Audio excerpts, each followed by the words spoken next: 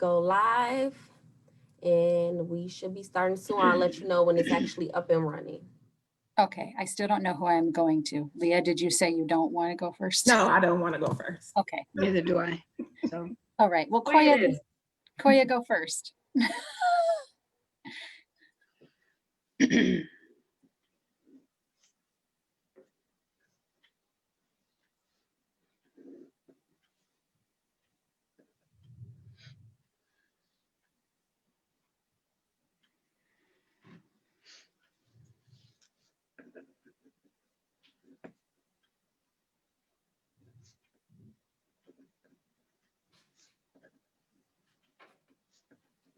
It's all on you, Jenny.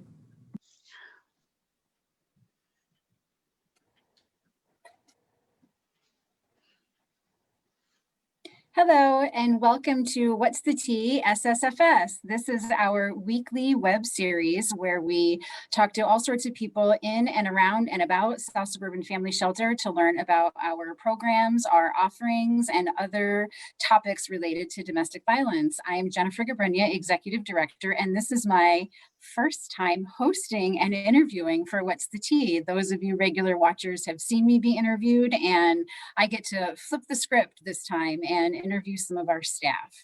Our topic for today is self-care, and as we were talking before we joined it, we decided the full topic should be self-care. It's more than just bubble baths. So today we have a cross-section of staff from our agency, and we're going to get into the nitty-gritty about self-care and really unpack the ideas about what it is and what it really takes to care for oneself during work that's related to trauma and even during times of trauma that we're experiencing in our own lives. Trauma-informed work is a hallmark of South Suburban Family Shelter, and it is something that we think is incredibly important in terms of supporting our staff around their exposure to trauma professionally and also personally in their lives. So I'm going to let you know who all is here with us today as I see them across my screen. So we have Koya Castro, who is our Director of Human Resources and Operations, Leah Fox, who is a medical advocate with us, Rebecca Thomas, who is our Housing Programs Manager, and Linda Hart, who is a Partner Abuse Intervention Program Facilitator. So thank you all for being with us today. So the question is, did anyone bring their tea? Hot water.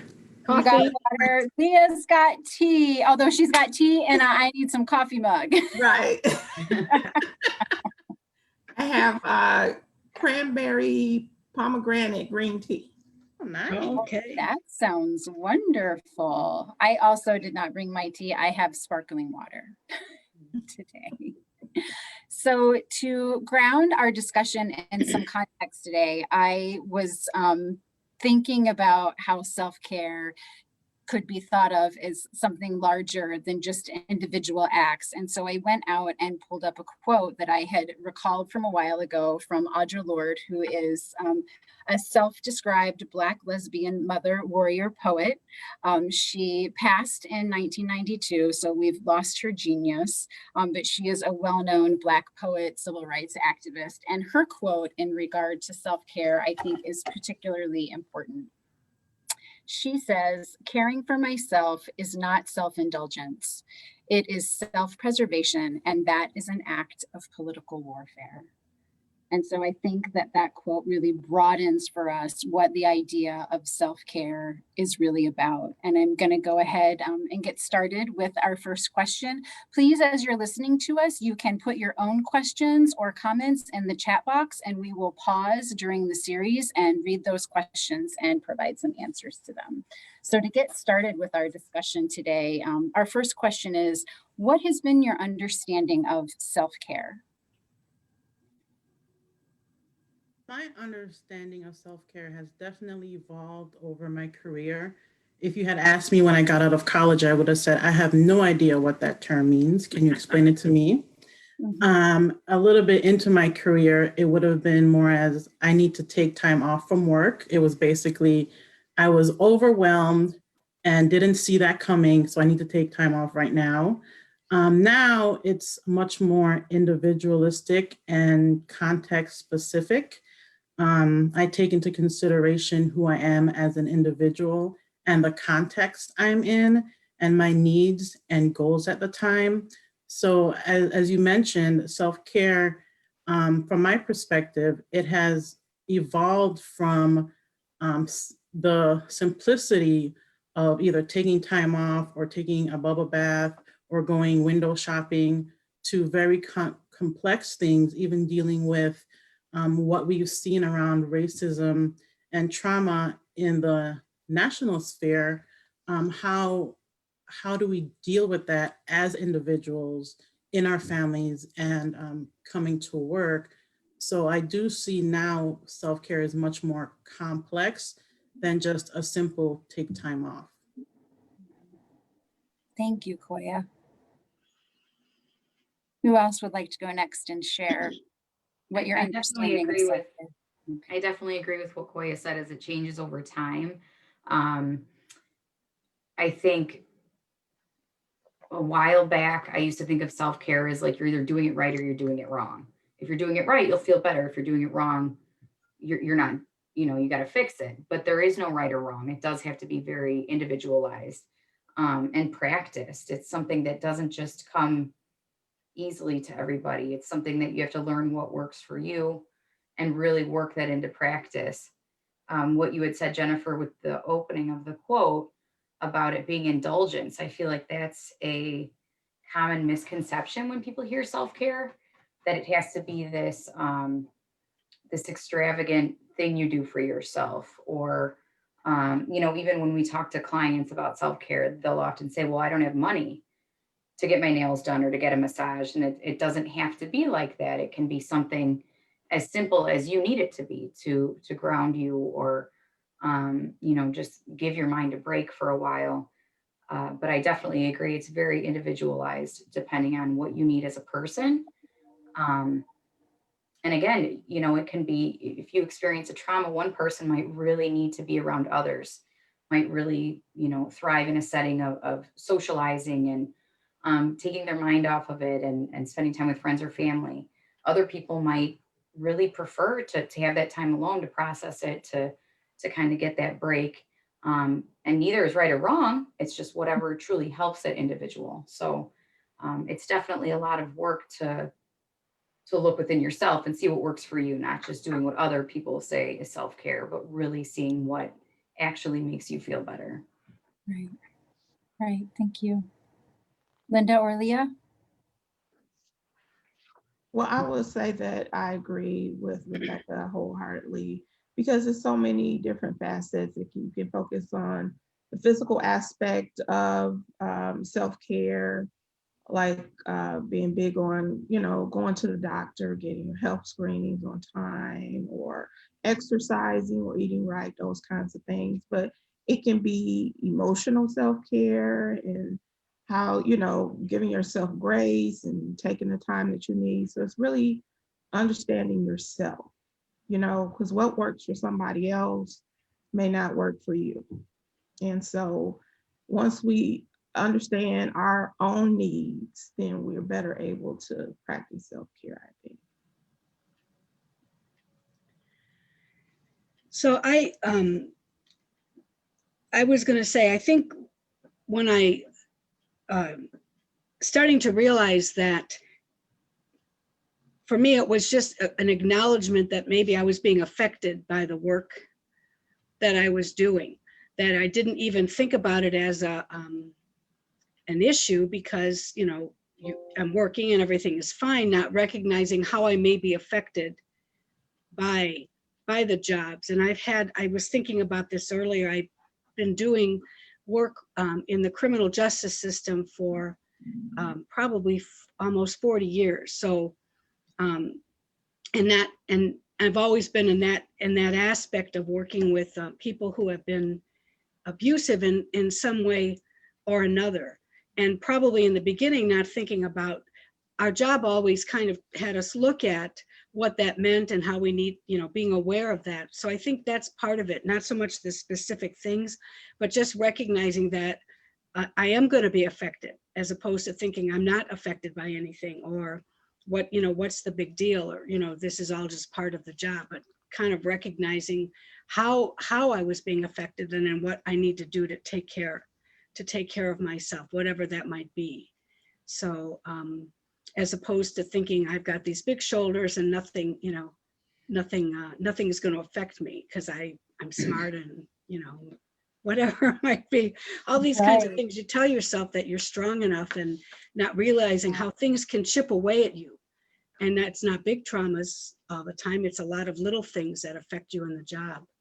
So, or the kind of clients that you're working with, and then the bigger picture, whoever said about the big, like what Koya was saying about the bigger, now, not right now, it's even the bigger kind of aspect of what's going on in society and culture and all of that, and how that's taking bigger chunks. So Yeah, I appreciate you talking about the acknowledging that it's going to happen, because this concept of self-care is actually relatively new. So people didn't always talk about self-care or this concept of taking care of yourself. And I know when I started in this field, nobody sat me down and said things like you're suggesting, Linda. Oh, by the way, this is going to make you think and feel things. mhm. And you might not know what to do with them. No one did that with me. And one of the first things I had to do early on in my career is stop watching criminal justice related TV shows. Because I realized, you know, I was getting upset. It was mirroring, you know, everyday work. So that's really important. And I think that's something that employers need to take a responsibility for in hiring people. And I think Koya could probably chime in on that. You know, how is the work going to impact people, and what will the agency do to support people's ability to care for themselves? Is important. Definitely agree with that, especially being upfront with people about the work that the organization does. One thing is to actually decrease turnover that I believe DCFS does. They actually show a video of what people might go through, social workers, so they really see, hey, this is not just a job that you can come and possibly leave. It really leaves an emotional uh, stint on you. And that actually helped them decrease turnover because they were more upfront with the people, and the people that really wanted the job stayed, even knowing that.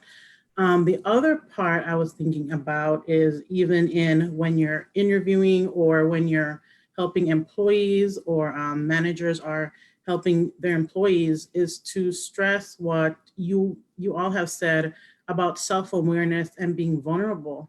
That's what self-care is really about, being self-aware of yourself, your needs, your surroundings, the context, and then being vulnerable enough to say, I need to stop and do something about this, or I need to tell someone, I need to take time off. So I think those two things are really big. It's not necessarily an easy thing to do sometimes, self-care, because you have to say, you know, there's something that I need to look at and possibly change. And that's not always easy for people to do. That reminds me of what Leah said, Leah, when you said you have to give yourself grace. Mhm. Would you be willing to talk about that a little bit more? Yeah, so in this remote work environment, I just, sometimes we're tired, sometimes things, electronic glitches or just meetings, virtual meetings, and just so many things like in work has just been nerve-wracking. Mhm. And I've just had to give my own self grace to understand that I'm going through something. This is something I've never experienced before, this pandemic and how we're dealing with it. And, just rather than beating your own self up for missing a deadline or not performing to what your own expectation is, let alone someone else's expectation, is to step back and say, you're going through something, and to recognize that and to give yourself grace. And that way you can also give others grace when they do the same, because everybody's struggling during this time. And so that's been like my catchphrase, but I've had to say it to myself as well as to others, give yourself some grace, because we're not perfect, and this is a learning experience for us all. Yeah, definitely. I think that's such an important concept, and I'm really glad that you raised that. None of us are perfect, even in the best of circumstances. And then when we have multiple layers of trauma, so we have potentially our own personal trauma that may be happening, and then there is COVID-19 trauma that's happening, and there is racial trauma that's happening that's going to impact all of us in very different ways. And there's political trauma that's happening. So it's layering Mhm. on top of each other. I'm sorry, Koya, I can't hear you. I've noticed, There. and what we talk a lot about at South Suburban Family Shelter is vicarious trauma. Even as our clients are going through things, especially in this environment, we may also experience that vicarious trauma as they go through it. Sorry, my dog is barking. And I was thinking, I'm losing my train of thought, sorry. I was thinking about in HR, I don't necessarily deal with clients, but I deal with employees, and they come with their own trauma. People that may have lost loved ones because of COVID, or they're dealing with their own trauma with the racial issues, or they've gotten COVID and they're just really scared. And I think HR professionals in this environment, they have had so much different trauma coming to them that it may not necessarily be just their own, but they're having other people's piling on top of them, and they still have to do their work. So that's what's really been my thought is there's been employees with different layers of trauma, and now I'm learning about them also, and that makes me, emotional, because I want to fix it for them, but I can't do that. And that's part of where I have to say, what self-care do I need to do, because I can't fix everything for everyone. Right. And Koya, that is a great segue into the next question, which is how might trauma impact you all in your different roles? And I appreciate you talking about how it impacts you in your role, because I think most people would look at an administrative or a human resources role and not necessarily think that of what kinds of trauma impact someone in that role is going to have. So how have the rest of you seen trauma impacting your roles? Oh, well, I'll go. The role that I play as far as my job for South Suburban Family Shelter is I'm a medical advocate, and prior to the pandemic, we were in the medical centers and hospitals, ERs of the hospitals, local hospitals, where we would go into rooms of sick patients and speak with them about domestic violence. And so sometimes, they were traumatized. Not everybody was a victim of domestic violence. Let me be clear. We're speaking to lay people. We're talking to people about educating people, as well as, telling people about domestic violence and asking them and screening them to see if they are victims or were victims in the past. So it's really a conversation that we're having with people in a short amount of time. But it was very interesting because these people are at their worst. They don't feel well, they don't look well, but they themselves were going through things health-wise. And so we had to, take precautions to protect ourselves. But, many of the stories that we heard in those rooms were very traumatic. And due to the confidentiality of our agency, we can just not go talk to anyone about it. We must keep that close at hand until we can talk with, someone in our department, our manager or whatnot. And so it was difficult. There are many days where you had to hold on to this traumatic information that was passed on to you, not done intentionally, but it was just a traumatic situation that you heard about and the person was experiencing, and they themselves were exhibiting issues of trauma. And so to hold on to that is sometimes difficult, but we have a great support system in our department, and we can pick up the phone and call our manager.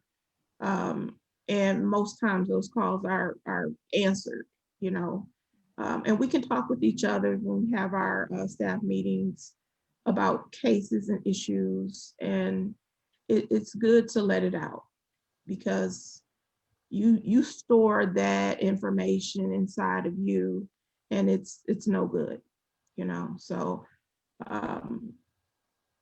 there are definitely times where I needed an outlet. I've come home and cried, or I've come home and made a call to either Dawn or Kaisha, whoever was my manager at the time. But it's been very helpful to have that support system in place.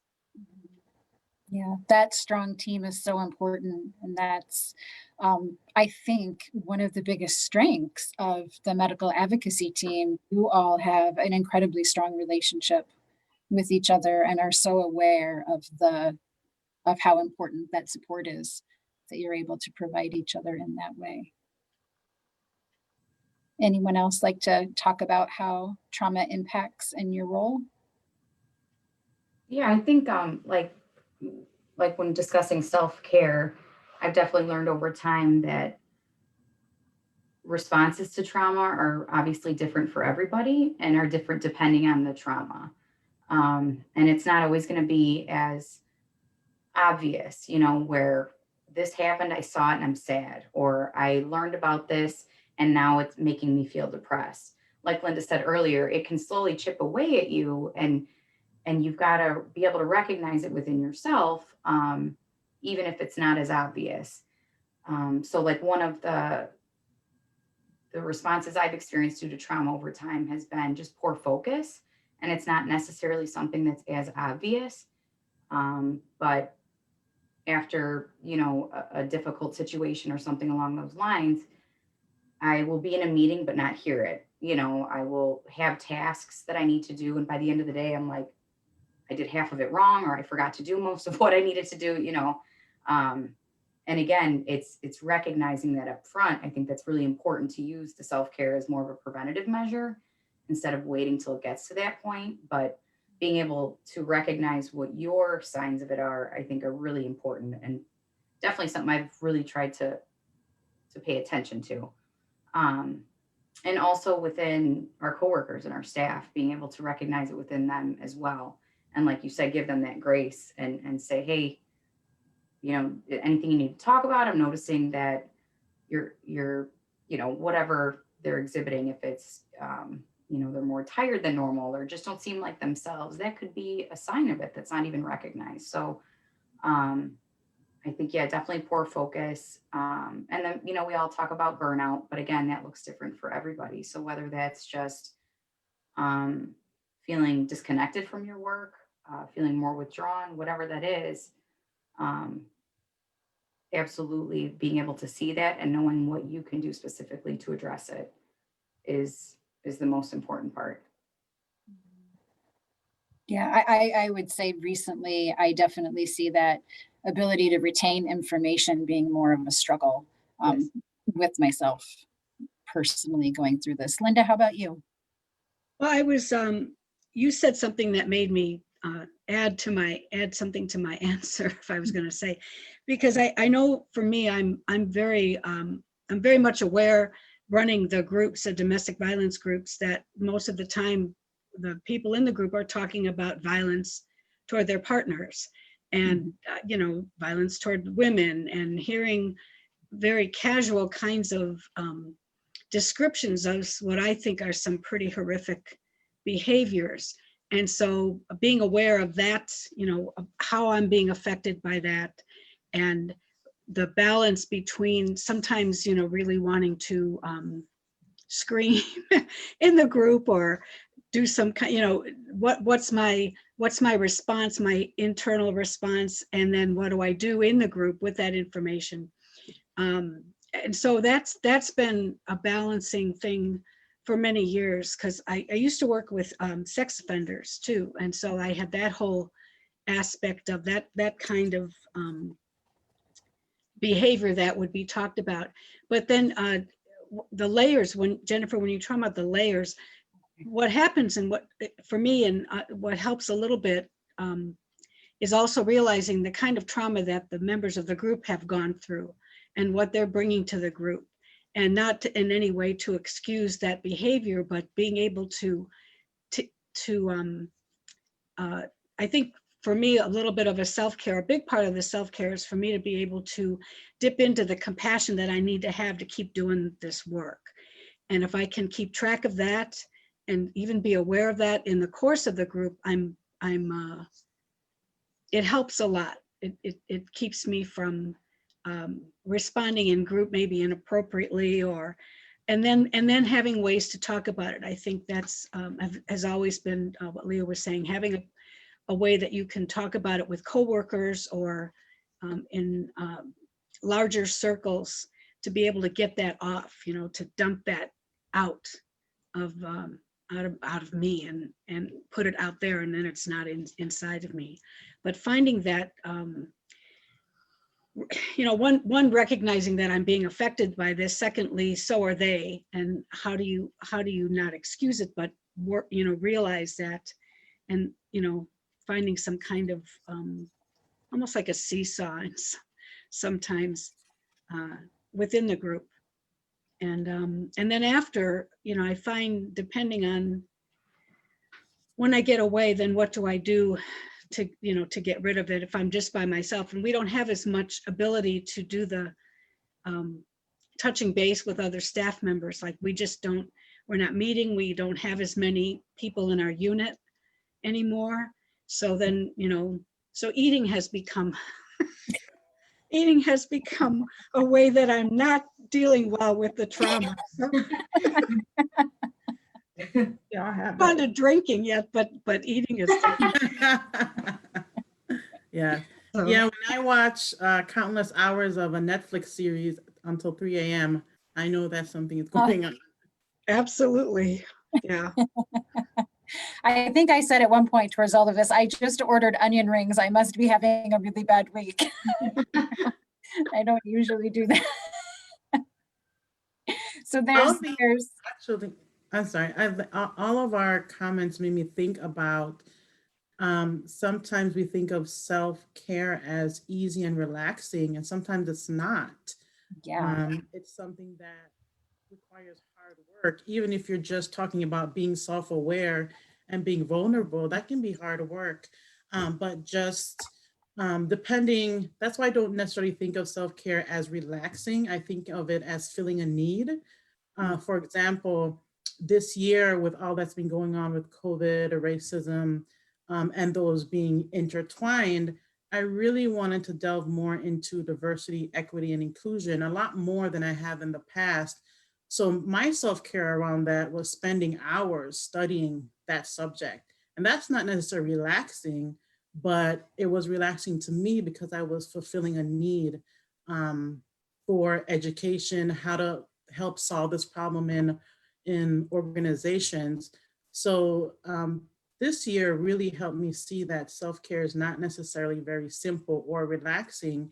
It's just really filling some kind of void to help you be more emotionally, mentally, spiritually, physically healthy, or at least at peace somehow. Mhm. That is such a great point. You all are saying such wonderful things. I'm having to take notes so I don't miss the things to follow up on. And there's a meme that I almost wish I would have gotten it so I could screen share, that I saw a friend of mine, and it, was a diagram, and it says, what most people think self-care is, and listed the things that we're sort of jokingly talking about: bubble baths, meditation, diary, whatever, and then what self-care really is. And it's just like you're saying, Koya, lots of that hard work that's in there that doesn't always feel comfortable or in any way relaxing. And then, Rebecca, you talked about self-care as being preventative. And I wanted to come back around that, which sort of indicates the idea of it being a routine or something that you work into your life continuously to make sure that you're not reaching too far. So I'm curious, are there anything that you all have put in place like that are sort of like these routine practices that that help you to be able to kind of balance the impacts of trauma when it occurs in your life? Something I did want to say, kind of based off what Koya said, but also in regards to the preventativeness of it, is I read something once, and it definitely was true to me. And this might sound odd, but self-care can be boring. And sometimes that's necessary. If you're somebody that's doing all the things all the time and trying to get everything done, and I'll feel better, I'll relax when I'm caught up on everything. And if that's kind of how you operate, self-care is going to be boring for you. You have to force yourself to sit down. You have to force yourself to take that mental break. And that's okay. That's where it takes practice. You have to stick with that.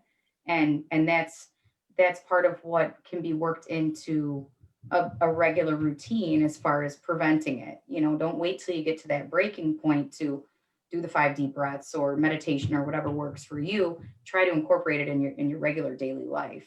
Because it's not, I don't think it should be considered treating yourself. It should just be part of a lifestyle that, helps you keep that balance.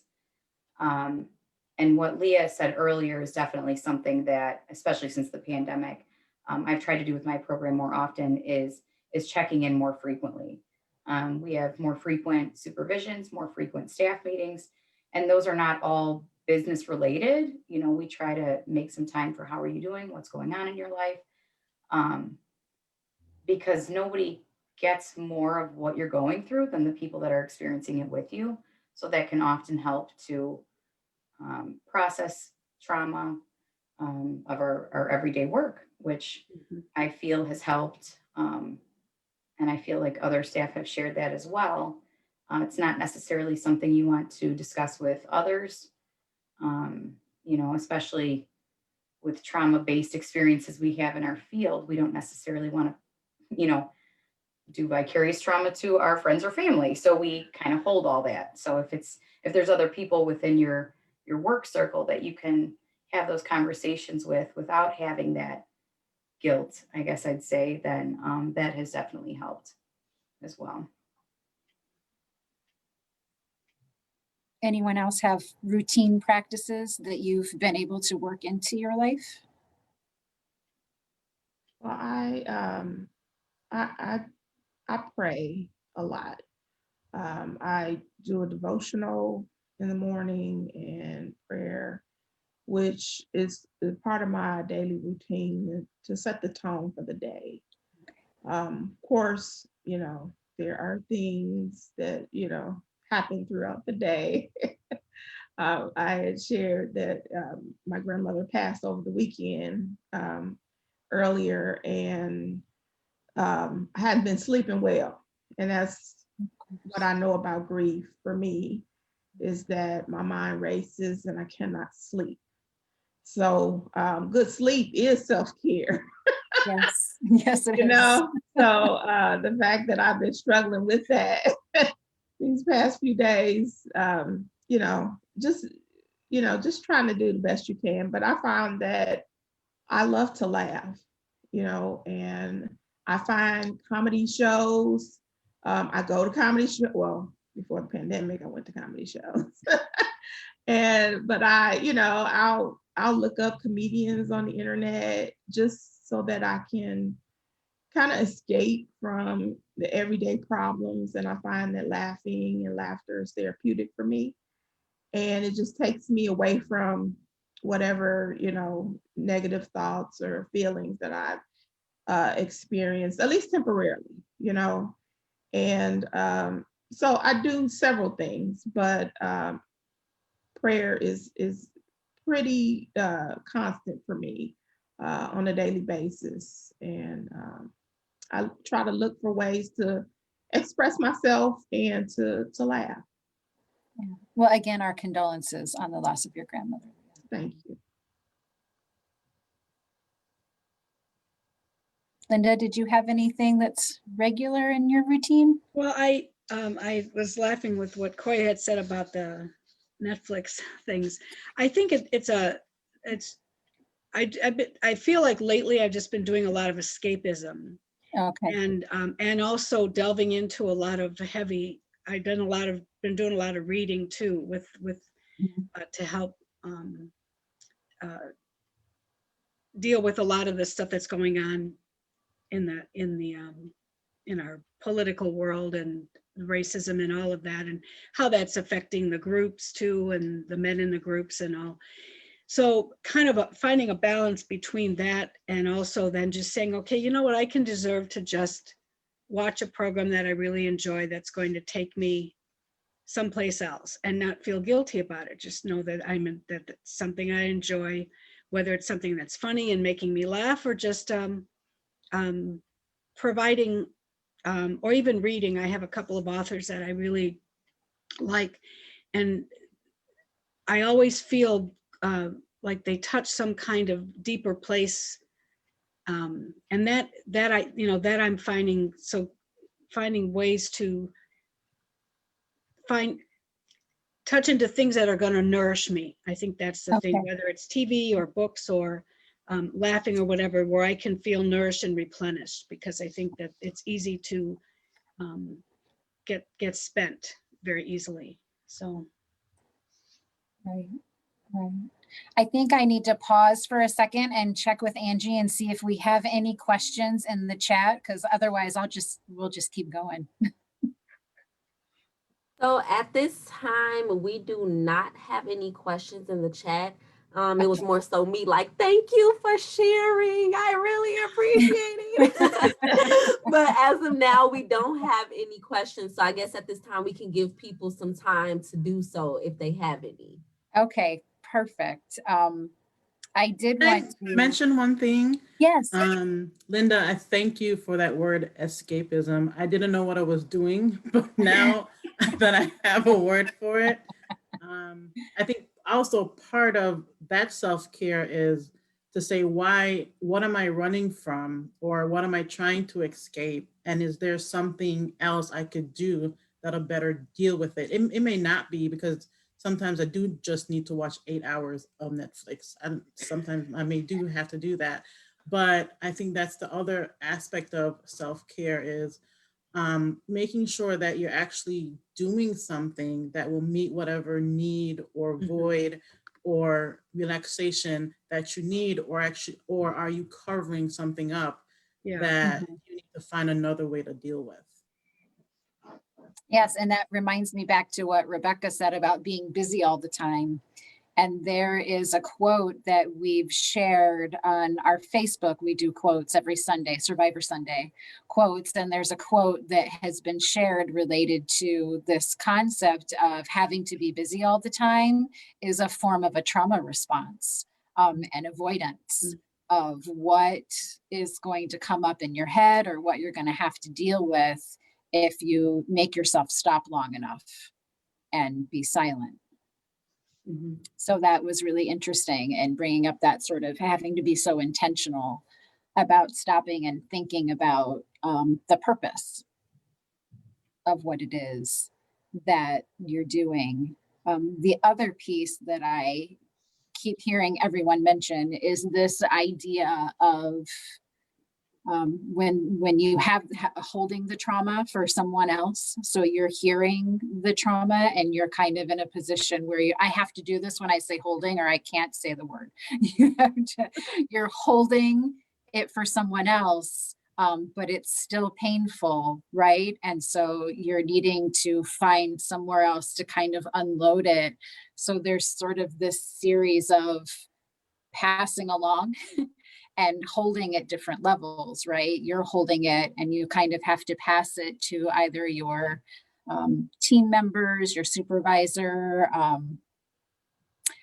You might have you might have your own therapist that you go to. So, you know, and having to have these various levels of containers for the trauma throughout so that it has places to go and the full impact of it can kind of be dispersed.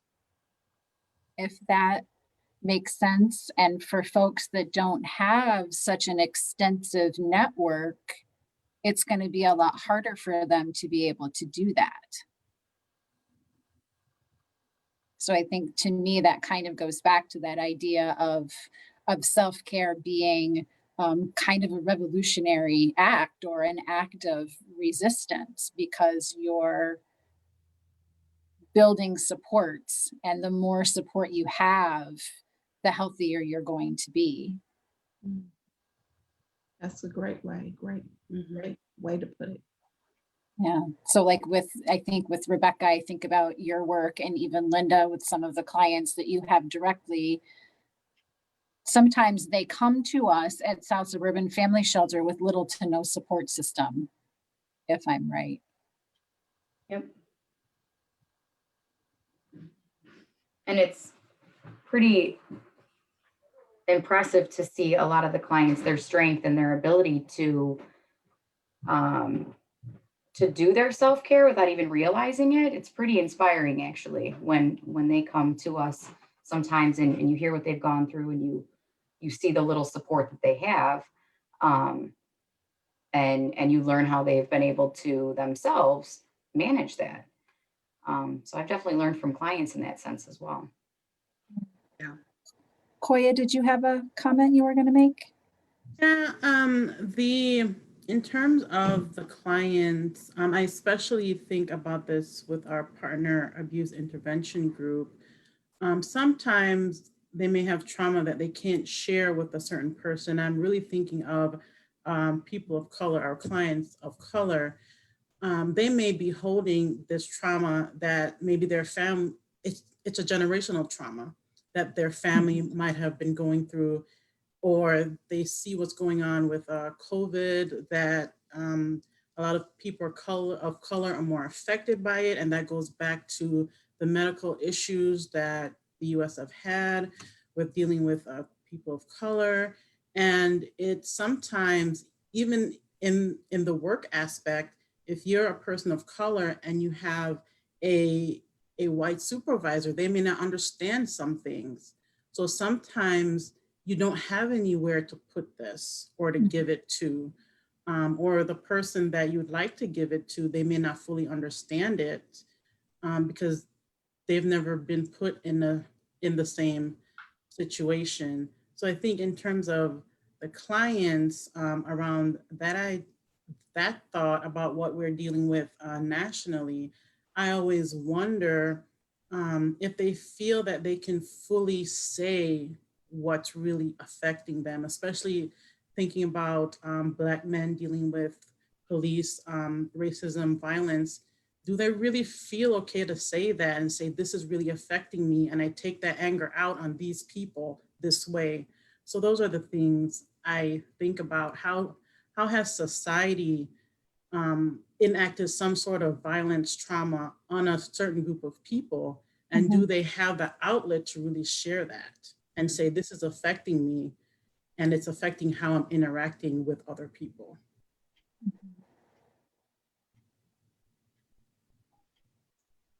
Yeah.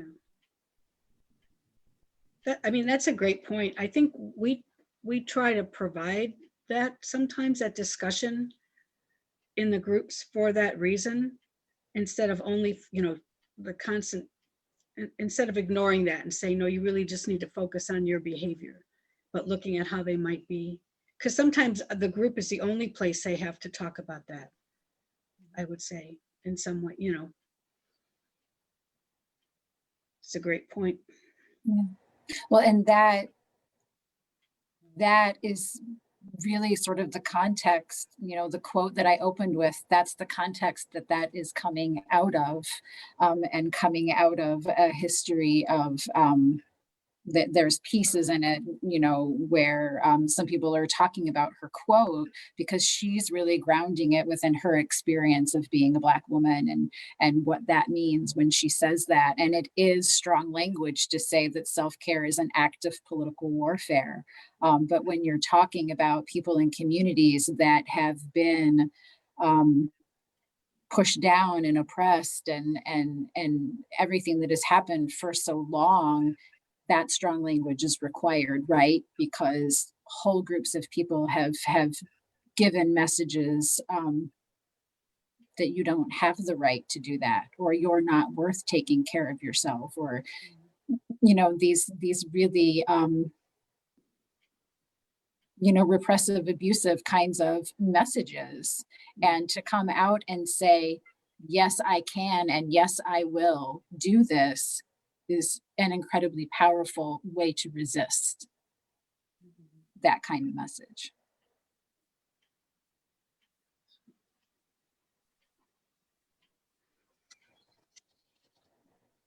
Angie, do we have any questions yet?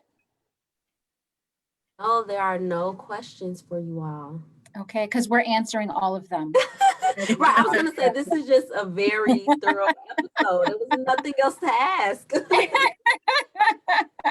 So I'm going to go. So we've already sort of covered one of the questions that was going to be like, how have you counterbalanced the impact when we talked about people's things? So the last question is really sort of, how have your self-care choices evolved over your career? So I think, like, for me initially, when I started in this work, no one really talked to me about self-care at all. And I realized there were times I'd come home and I didn't want my partner to hug me or try to kiss me because I had been listening to stories about abuse or sexual assault all day long, and I didn't want anyone trying to touch me, and quickly learned some things that I had to do.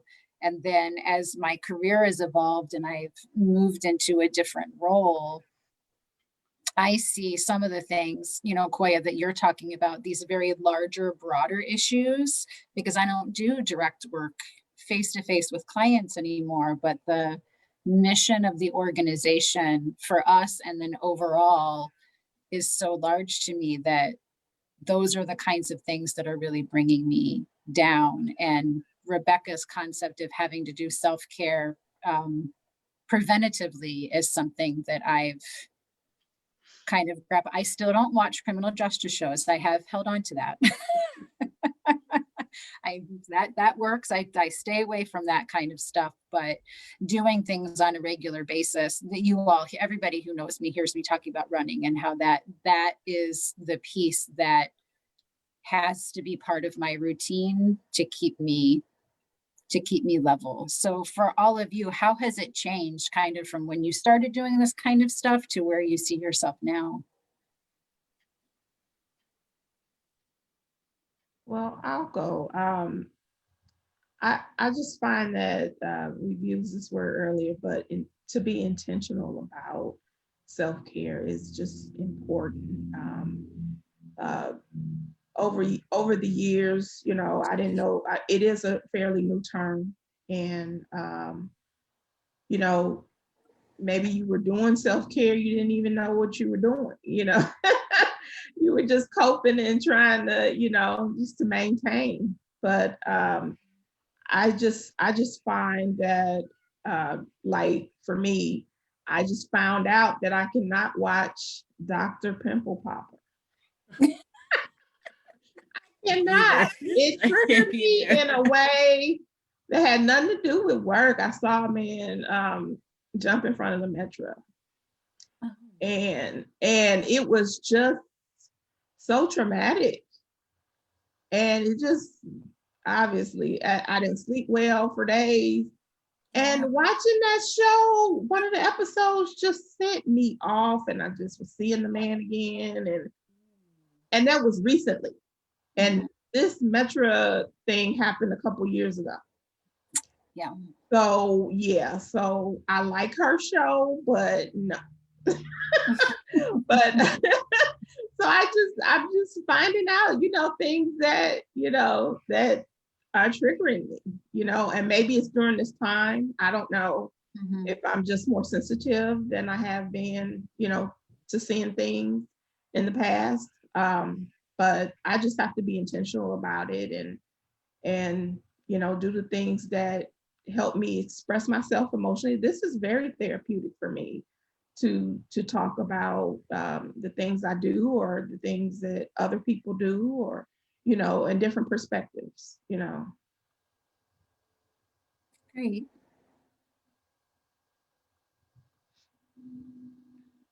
This might sound naive, but definitely in the beginning of my career, um, it was always, well, once everybody else's needs are addressed and I get to a place where everyone's good, then I'll focus on me. Well, I think we all know that not everyone's always good. That stuff comes up all the time, and you just can't wait to do that. I have not mastered it by any means, but it's at least being aware of that and trying to make time for it, whatever that means for each person, I think is very important. Um, and like Koya said, years ago, this wasn't even something that was discussed. It's, you work in this field, you just have to deal with this stuff. That's just what's expected. You just have to do your job, suck it up and just get through the day. Um, but when you do that, you're completely ignoring the fact that unless you care for yourself and really pay attention to what your body and your mind are trying to tell you, you're not going to be much service to the people that you're trying to work for. Oh, I might have frozen. Did Am I I frozen? freeze? Do you guys see me? Yes, Yeah. I see you, Rebecca, and I hear you. Okay. Okay. You're back, Jennifer. Yeah, I was the one that froze. And then the other thing I was just going to say is that what I've learned is that it's not like an all or nothing thing. I feel like when you're overwhelmed with work or experiencing trauma in any way, the idea is just to separate yourself from that. Well, take a week off. Don't be exposed to this anymore. Do something completely different. And whereas that might work for some people, I don't think that's always the answer, because completely shifting gears doesn't help you just forget it or process it or address it. So I've learned that if I am experiencing trauma in some way that I need to take a bit of a break, I can at least come up with a plan. Like, instead of just shutting the computer and being like, I'm done, saying, okay, maybe that's enough for today, writing out like a to-do list or something just to get it all out there so you don't feel like you have loose ends that you didn't tie up for the day, and just saying, I'll come back to that tomorrow or the next day, and just giving yourself that time to, it's there. You don't have to wake up in the middle of the night and be like, oh, I forgot all these things. No, you wrote it down and you'll go back to it when you can actually focus on it and do it right. So I've definitely learned you don't just have to completely separate yourself from whatever it is. You do have to kind of, at least for me, I have to process it a bit. Otherwise, it will still be on my mind when I try to forget it, whatever it is. So that's something that I've kind of learned over time. Koya or Linda, anything else to add? I think in the past, I had a lot more support systems just when I was working a full-time job, and I was also in therapy and just doing things that I needed. And that has dwindled over the years. So I find that like Leah said, something like this is helpful. When I go to trainings, I always kind of get rejuvenated. That's a way for me to know that there's answers out there or other people on how they're coping and managing. So I think that helps. Being more isolated isn't necessarily a good thing. So I have to find ways to make sure I give myself those supports that I need. So I've been I think my thought of self-care, including being proactive, has evolved into a community concept. I think of Martin Luther King Jr.'s concept of the beloved community. And I think of community in different ways. For example, going to see an elderly neighbor that lives alone and making sure they go to their medical appointments. You're helping them with their self-care. And you can have community in the family or even in the workplace where, like in HR, if I hear of or see or learn that somebody has multiple traumatic events, like someone died, they got COVID, and they're having a really hard time dealing with these racial issues that are coming to the forefront and aren't really going anywhere, I would say, well, do you need to take some PTO maybe? Maybe these are too much on your plate right now. Or I may say to the manager, this person has had a lot of things come up in the last couple of weeks. Do you think you should talk to them about taking some time off so they can get everything a little bit straight? So it's being, I guess, a little nosy, but also aware of other people and being caring enough to say, I see this is going on. Do you think this might help? And also, as a person, being open and vulnerable to when someone has to tell me that. Like if someone says, Koya, your emails have been riddled with so many grammatical errors and I don't do that, I think you need to take some time off. So it's really being open to receiving that feedback and being able to give it. And that's really up to the employees, the managers, and the organization from a whole to develop that kind of culture where people feel comfortable being vulnerable and open and giving and receiving feedback. So I see self-care as a community endeavor, but on different levels. Thank you so much for that, Koya. I think that's a perfect note to end on, is that we talk about self-care, and because the term is self-care, we think about it as very individualized, which the approaches are. However, there's a community level responsibility within there, because we all benefit when each of us are as healthy as we can be. The healthier that each of the individual are, the healthier that the whole is. So it's incumbent upon us to practice nosy compassionate nosiness, maybe. We'll coin a new term for it. So thank you all very much for joining in with me today on this important discussion. And thank you to all of our viewers. So don't forget, we'll be back here next Tuesday, same day, same time, different tea. Bye, thank you. Thanks. Bye.